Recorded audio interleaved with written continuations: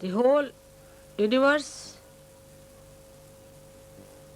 should be enlightened with your desires. Your desires should be so intense that they should emit out the pure vibrations of Mahakali Shakti, which is the pure desire of attaining the spirit. That's the real desire. All the other desires are like mirage.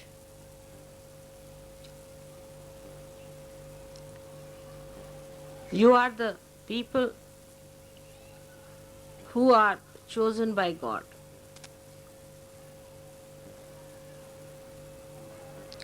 Especially first to express your desire and then to achieve it. And by intense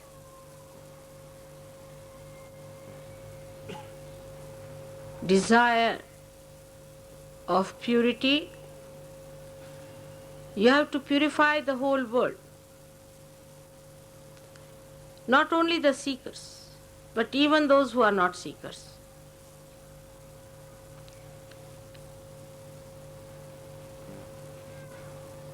You have to create an aura around this universe of desire to achieve the ultimate, the spirit.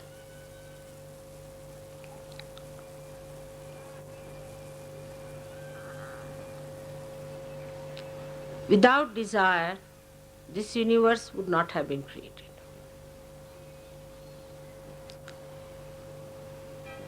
This desire of God is the one that is the Holy Ghost, is this all-pervading power, is the Kundalini within you. Kundalini has only one desire, is to be a spirit, and anything else if you desire, the Kundalini doesn't rise. Only when it knows that this desire is going to be fulfilled by somebody who is facing the seeker, it is awakened. If you do not have the desire, no one can force you. For your ascent, it is important first of all to have no desires, to create desire in your kith and kin. This is the first principle of establishment of Mahakali power. But you try to purify your desires away from the worldly problems that are facing you. So you expand it more, then you start thinking, Mother, what about the problem of our country?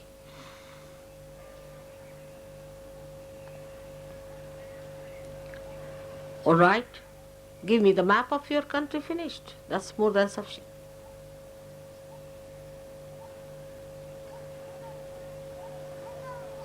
Then purify yourself. The desire that you have, you leave it. And once you are purified, that area will be covered through your attention. It's very interesting. When you get over it, then only you can throw light. But if you are inside, you are hidden by that. Your light is hidden, there's no light emitted. You are rise above that desire. Every time you get a desire, you rise above it. So your light is emitted on that wider problem that you are facing, which you think should be solved by me. These are all my headaches which you are taking on yourself. You have to do only one thing, is to become the spirit. That's all. It's a simple thing. The rest of it is my headache.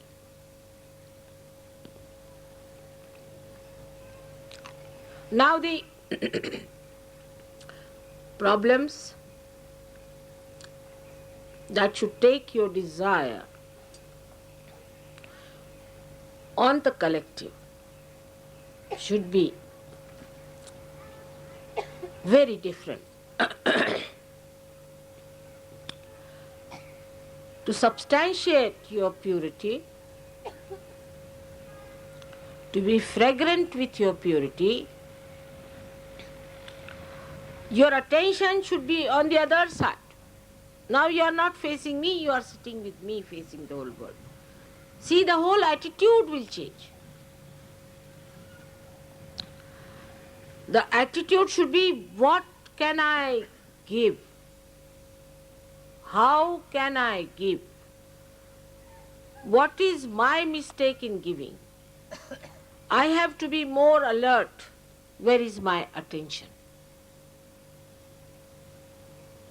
I have to be more alert towards myself. What am I doing? What's my responsibility?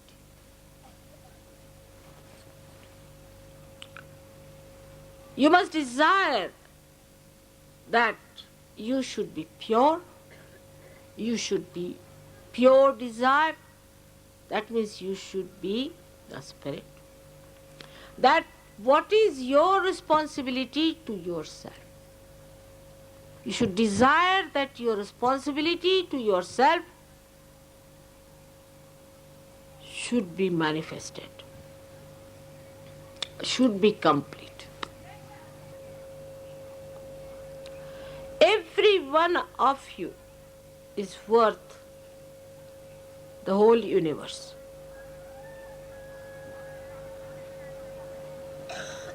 If you want to rise to that height. Universes of universes can be thrown away at your feet. If you want to rise to that height, to that magnitude, that is within you to prosper.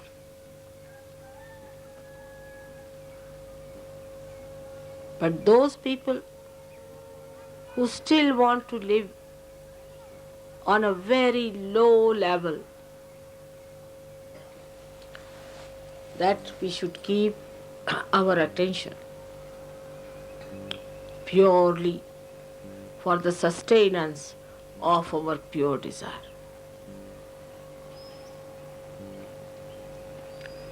Desire comes from your heart. And you are so built that your Brahmarandra is also the heart. If you don't have a clean heart, this won't keep clean.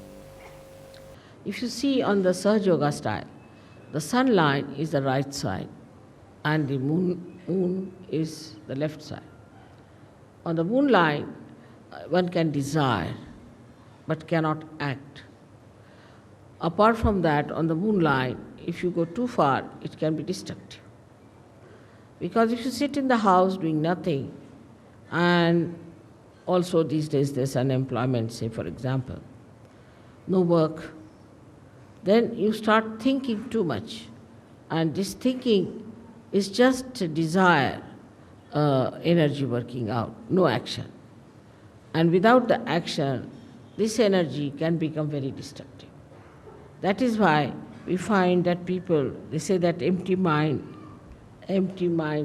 or is the devil's workshop. Where people do not act, when the action doesn't take place, then it can be quite destructive. So the balance has to be struck. And the balance is that we should desire and act. So, a balance has to be struck where you have the Sushumna working out. Now the Sushumna Nadi is the one where one would say is the equator. Is not equator, but is the axis of the Mother Earth. The axis of the Mother Earth is the Sushumna, and that has to act. And when it comes to that axis, it is the one that balances. In the same way, in human beings, the axis is the most important. That's the main principle of life we have got, is our axis. We have to stand on our axis. Those who do not stand on their axis, stand more towards the left or towards the right, are capable of complete destruction. Because either they will be destroyed by too much of right side or too much of left side. So our axis has to be properly dealt with. Now those people who do not have a proper axis can have problems of different chakras, of different kind of quality in a person. A person who stretches his axis too much, puts back his head like this, is a person who is very right-sided and creates problem with his ego. And the one who absolutely bends down, like a slavish person, also is a person who goes towards his destructiveness. Now there's a big problem between these two types of people, one trying to dominate another, and when they start dominating another person, they actually destroy themselves as well as destroy the ones whom they are dominating. One has to understand that what is the best within a human being is his axis. And everybody has an axis, and one must respect the axis of every person. In Sahaja Yoga, I don't know you by your faces so much. I know you by your chakras, by your Sushumna, what sort of a Sushumna you have. If you have a deep Sushumna, I know you as a deep person. If you have a superficial Sushumna, I know you as a person with a very superficial type of a Sushumna. And even if you make up something by sort of being very nice or good or talking about Sahaja Yoga or knowing too much about Sahaja Yoga and saying things which will baffle normally anyone as if you are masters of Sahaja Yoga, I know how deep you are. So the depth on the axis is more important than anything else. Your axis has to be very deep. Now you will say that, Mother, the axis is the same as it is. So how can it be deep? So in the axis, as you see, is made in human beings, is like a 3.5 coiled paper-like thing. And the inside of it is the Brahmanadi. The Brahmanadi is a very, very small little, we can call a very, very hair-like thing, where only a hair like Kundalini can pass through. But when the person is deep, this Brahmanadi is bigger, and all the rest of them, which are coiled into each other, are smaller. While the people who are not deep, their outside, what you call the foldings, are bigger than the inside small thing. Now such people could be apparently very dynamic, may look very intelligent, may look very smart, may look to be very good looking, or whatever it may be outwardly. But inwardly they are not deep. Inwardly, if they are deep, their whole attitude is beautiful. They are very joy-giving people. They are very joy-giving. And the more, if you meet a person of another kind, he may look joyous, he may try to give you joy, but the joy won't be really that deep. It would be like a joy killing. So it is important for us to make our axis deeper. And that is where we lack the proper assiduity, the proper effort we have to put in. Now some people have automatically very deep axis. And some people have very, very, what should you say, a very constricted type of the axis. This axis has to be grown. Now when you come for my puja and all that, I do expand it, I agree. But it is a temporary thing. To retain it at that point, one has to work at home, in the collective also. One has to work very much at home with meditation. But it should be done seriously. It should not be just a joke, to be frivolous, to be stupid. That's not the way. It should be done very seriously, in the meaning that it is a devoted task you have taken. It's a meditative thing. It's a prayer to God. We can call it, it's a puja to God. It's to be done with that reverence. Because reverence is the key of achievement. If you have no reverence about yourself and no reverence of others, then it cannot be done. But first you must have reverence for your own life. What am I doing with my life? Where am I wasting it? Why should I waste it? Why should I be deep? After all, there must be some purpose of my life. Am I serving my purpose? Am I doing that? All these things, if they pop into your head, then you will understand it's very easy to fight out your ego. Because normally on small, small things people fight. I've seen that in Sahaja Yoga also, people fight on things like, it's so useless, absolutely useless. To me, it sounds stupid to even mention the way people fight over small things and quarrel.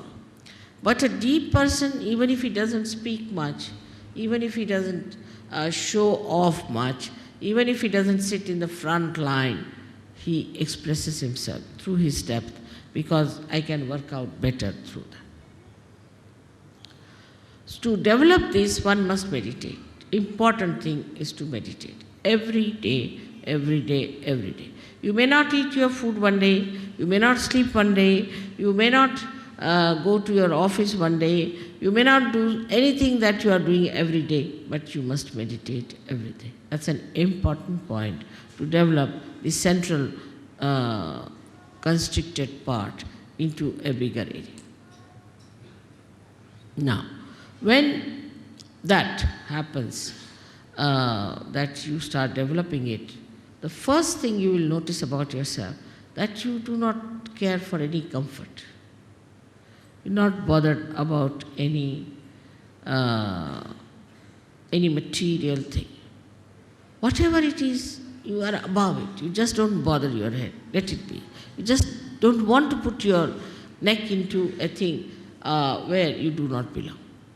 You just get out of it and you think that, oh God, this is too much for me. I just don't care for it. So your whole attention now moves inward. When the attention starts moving inward, then it expands more. This is the inner part, which is called as the Brahmanadi, and starts expanding and expanding. This widening comforts you. That's the comforting thing. And that really makes you feel so comfortable in any circumstance, in any position, in any lifestyle. And you do not want to have any other comfort. And this one has to develop through meditative effort. This balance comes through our depth, and that depth has to be improved. Not through just by talking about it, by talking about Sahaja Yoga, but actually seriously doing meditation, actually seriously doing meditation.